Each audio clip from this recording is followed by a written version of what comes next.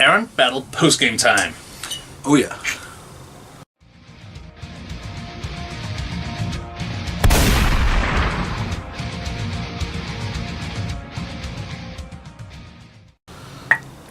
Have some rum. Thank you. I'll need that. You want some Coke with that? Yeah, sure. So, let's do the actual post-battle talk first, and then get into the narrative post-battle afterwards. Yeah. Boy, did I get slaughtered this time. Yeah, took me by surprise, totally. Yeah.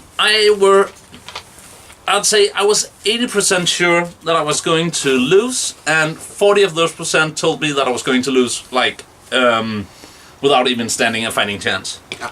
I was so insanely afraid of the Immortals and the boat. Yeah. And they were just a non-issue for the Primaris Marines. Yeah. I agree, and I will say that 5-man Immortals are very hit or miss. They are, because versus Lasfar, you couldn't lose a squad. They just kept coming back. Yeah. But I took one out and ignored the other one. Yeah, and that's the other thing. I think it's good to have the command points for the battalion. Mm-hmm. Otherwise, I'm not sure I'd bring 5-man Immortal squads. No. And that is actually easily remedied, as it took me 1 day to paint up 10 Immortals and 5 Death Marks. Yeah. So that's just a matter of more plastic boxes. Yeah. I think I would like them if they were 10-man squads. Yeah. Because that makes sense. And also because the firepower, 6s becomes 3 wounds. Yeah. But without armor penetration, you need a lot of those wounds. Yeah. Especially versus Space Marines. Yeah. I mean, versus cultists or guardsmen or stuff like that, it doesn't really matter. But then nothing really. I mean, anything will blow those guys up. Yeah. But against Space Marines, especially Primaris Marines who have like 2 wounds a pop, you need a lot of weight of fire. Yeah, much more than I expected to. Yeah. Also, just the fact that there is not a unit you can ignore. Yeah. Because if you ignore 5 intercessors, we saw that. You took 1 squad pretty far down and they didn't do much. No.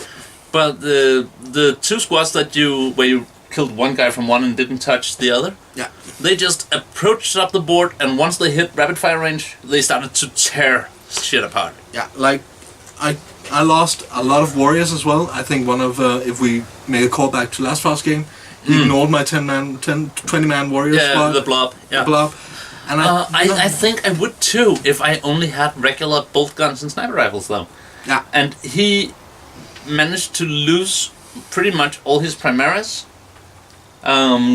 except for the short range ones. Yeah. And he had all his he actually had most of his bolters out of range because they were tucked in a tactical squad with a heavy weapon. Yeah. And I think that was a classic former edition mistake. Yeah. Because in this edition you just want to be within firing range and take pot shots. Yeah.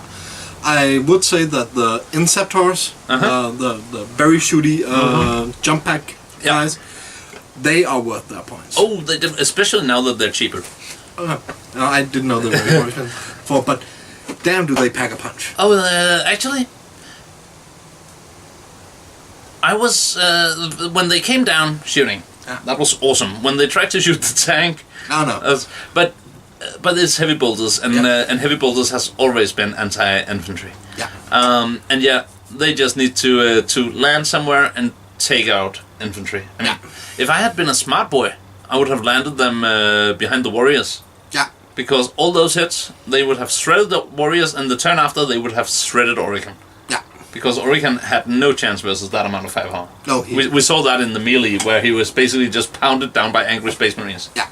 Now, Orican didn't have a chance to empower this, and I think that's very important to him. Funnily enough, but that would require a bigger army, because then you want him to stand back and buff. Yeah. Until he empowers, and then you want to use a monolith or something to get Vargot Oberyn. Yeah. To get him where he needs to go. Yeah.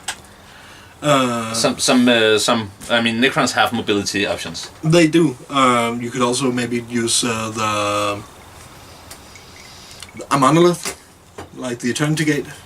things. Yeah, exactly. Stuff like that. Necrons has a lot of mobility options. I didn't really bring any of them, and it showed. I haven't really painted any of them for you. Well, that's not quite true. I mean, I have death marks. Death marks would mean that my Inceptors would have started on the board instead of coming down behind you, because I wouldn't risk. They can't take a punch. I mean, they're as vulnerable as any Primaris. Yeah. But I would also say that maybe bringing in a few wraiths for the mobility. I mean, I haven't faced wraiths in 8th edition, but in 7th edition.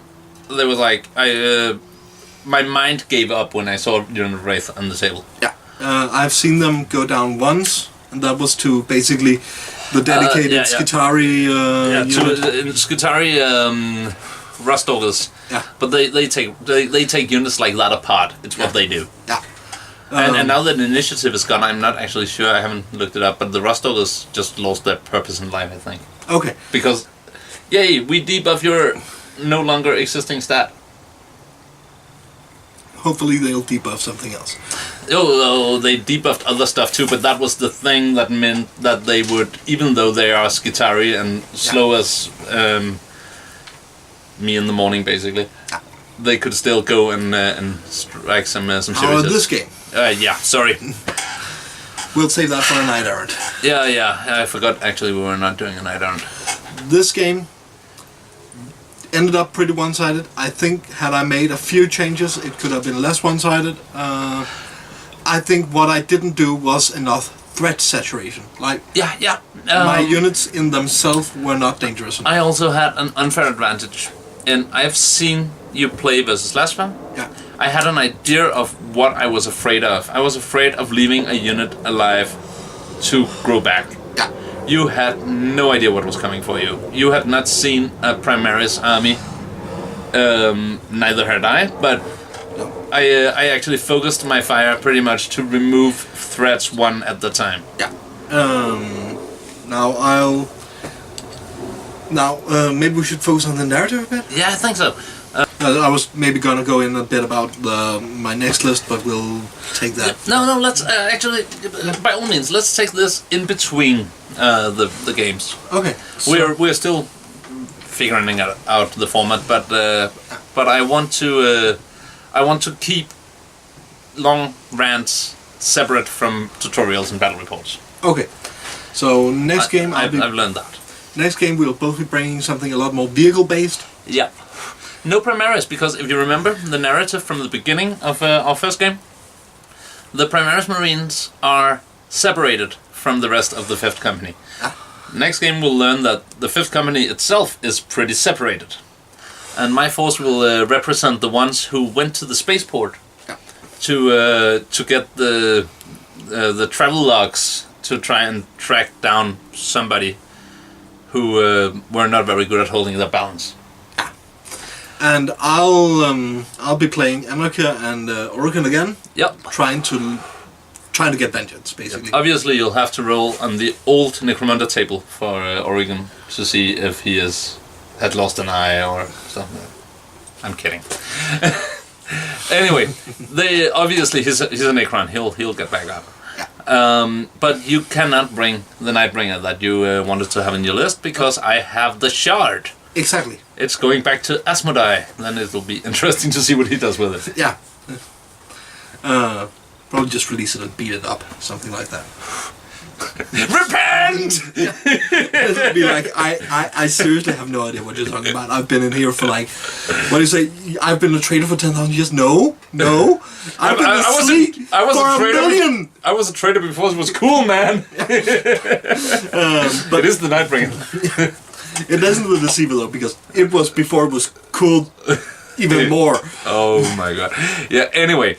So the narrative of the next game, and we'll go very briefly over that when we start the next game too, but we'll be at the spaceport. Yeah. Fanuel, the chaplain, not interrogator, just the chaplain of 5th Company, and Balon, the tech marine, are there simply to extract some files. So that could not be more painless. I mean, they actually extracted the files from orbit before they were shot at by the Necrons. Yeah. But better safe than shithead. They want to pick up the actual data slates and stuff. Yeah. Now and the memory crystals, I think they're called. Anarcha and Orokin are there for two purposes. Basically to repair Anarcha's wounded pride that he just lost a battle. Because he can actually lose... Yeah, he's a weird Necron. Yeah. And also because we want to hold the spaceport so they can't get out with the shot. Yeah, because if you remember, the Dark Angel's vessel was shot to smithereens. Yeah. So they need to use what's left in the spaceport to get back to their fleet, because as warp travel is random in length, and this planet will only be in existence for a few weeks. Yeah. You don't want to wait for a pickup. No, they need to get GTFO, and we need to stop them. And the next one will be the Scouring. Exactly. So it'll basically be a slugfest to the death. Yeah. So yeah. As always, we would like to get feedback if you have anything you want to add or ask. And other than that, just tune in for the next Errant battles, where we continue this mini saga that might turn into an actual campaign, because I think we have a pretty good narrative going. Yeah, I think so too. We might actually sit down and do a night errand on the narrative at some point. I think we will. Yeah, think up some more facts on this system and stuff like that. It's funny to play in a system that is about to die. Yeah, and we might even introduce some of the rules from the narrative play. About, with debris falling and stuff like that. Yeah. So let us know what you think, and take care, and bye-bye.